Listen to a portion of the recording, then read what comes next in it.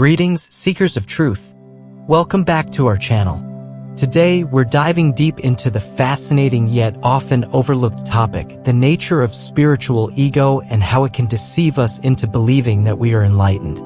But before we begin, if you haven't already, don't forget to hit that subscribe button and the bell icon to stay updated on our spiritual explorations. Spirituality, the pursuit of inner peace and enlightenment, is a noble journey. However, on this path, there's a subtle danger that most people may encounter: the spiritual ego. It's like a hidden mirage that can deceive us into thinking we've reached the pinnacle of enlightenment when, in reality, we may be far from it. Spiritual ego is the type of ego that uses spirituality as a way to gain superiority and validation in certain situations or people. It pretends to be spiritual because it believes that spiritual enlightenment is something to acquire, and in a true sense, you cannot acquire something that you already are. So, what exactly is the spiritual ego? At its core, the spiritual ego is a distorted sense of identity that arises as we engage in spiritual practices. Not only in spiritual practices, but also during our everyday lives when we interact with people. Instead of fostering humility and compassion, it can lead to arrogance and a sense of superiority. It's crucial to understand that the ego can be present in any aspect of our lives, and spirituality is no exception. This type of ego is so tricky and manipulative to make you believe that you are more spiritual than the other individuals, and in a true sense, that is not spiritual, but a delusion that the mind is making behind the scenes. Picture this. You've been meditating, attending spiritual retreats, and practicing mindfulness diligently. Suddenly, you start to believe that you are more enlightened than others, that you've transcended the ordinary struggles of human existence. This is the mirage of the spiritual ego, a deceptive cloak that veils our true understanding of enlightenment. As we fall prey to the spiritual ego, we may unknowingly distance ourselves from others who are on different stages of their spiritual journey. Instead of fostering connection, the spiritual ego can breed isolation and judgment. We might find ourselves looking down upon those who haven't walked the same path or achieved the same insights. As I have said before, the essence of spiritualism is all about pure consciousness or non-duality, and everyone and everything in this physical universe and outside the universe is consciousness or God. That means we are all part of one consciousness manifesting as unique individualized souls. In other terms, we are all spiritual beings having a human experience, and being spiritual means that you are already the spirit. Whether you are awakened or not, you will always be spiritual no matter who you are. Being spiritual is not the ability to do something or exhibiting personality traits. It's about recognizing that you are already the consciousness. It does not matter if you are living unconsciously or consciously, you are still a spiritual being having a human experience. Spiritual ego is another form of a trick that basically uses the mechanisms of spirituality to deceive you. By making you believe that you are better than other individuals in terms of being spiritually enlightened. To make this concept more relatable, let me share a personal experience.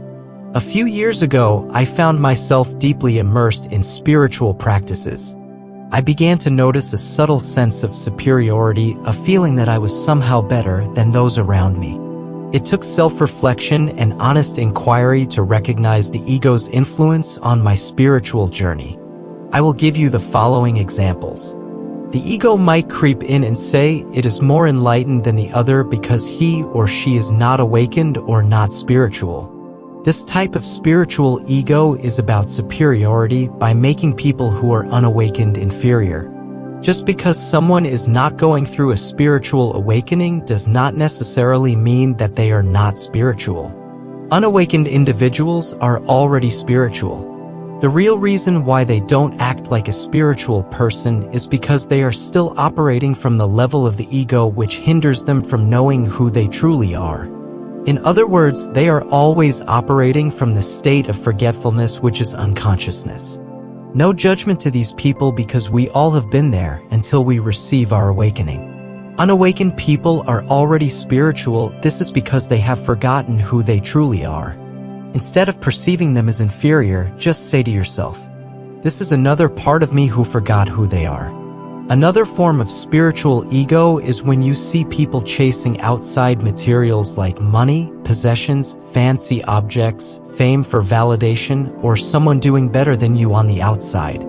And the ego might come in and say the other person is not spiritual because they are still seeking material possessions for happiness, and if you are not seeking material possessions, this makes you more spiritual, enlightened. This is not true because there are still people who are successful and wealthy and still they have found God realization. An example of those people is Jim Carrey. Jim Carrey is a well-known movie star who is wealthy and successful. He went through a true spiritual awakening that changed his perception of reality. Even now he is still wealthy and successful, and he said himself that being wealthy and successful is not something that defines his true happiness.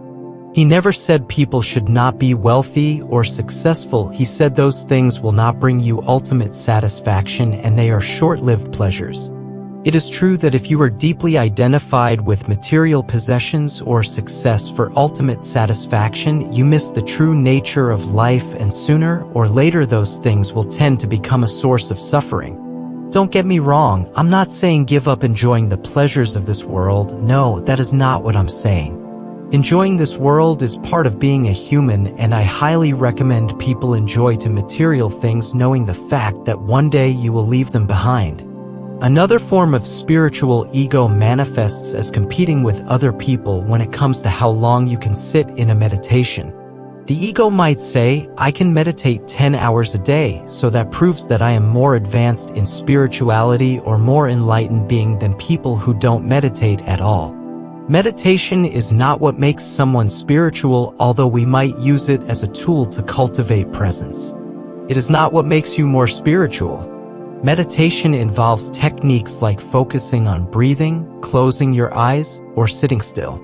This is what a lot of people think meditation is. True meditation is what you already are, the natural state of being. You are not separate from meditation, but instead you are the meditation itself. There was a Buddhist monk who meditated for years under a tree because he believed that those meditative techniques would bring him spiritual enlightenment. He tried and tried with effort and dedication and got to a point where he became frustrated because he was expecting some form of a heightened state to be spiritually enlightened. The Buddhist monk didn't realize that the thing that he was trying to seek through the so-called meditation was already here at this moment. All he needed to do was to surrender fully to the present moment. This is because the mind tricked him by making him believe that spiritual enlightenment is something to be acquired through doing and techniques. Being spiritual is not something to be acquired through doing or exercises, although on the outside it may look like using techniques to get there, but we use those techniques as the gateway to the present moment. Being spiritual is what you are in your essence. Spiritual ego can also be in the form of identification with personality traits.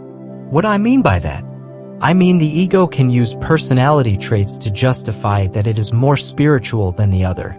For example, the ego can say being nice towards bad situations is what makes someone spiritual, and if you are not nice towards people, even if they are taking advantage of you, that means you are not spiritual. This type of spiritual ego is more common in the New Age movement, where they use spiritual bypassing to attain spiritual enlightenment, and if you can look this closely, it's all mind tricks. If someone is taking advantage of you, you don't have to be nice. When someone is threatening you, you can take actions on the outside to protect yourself if necessary. You are not necessarily required to act nice in threatening situations.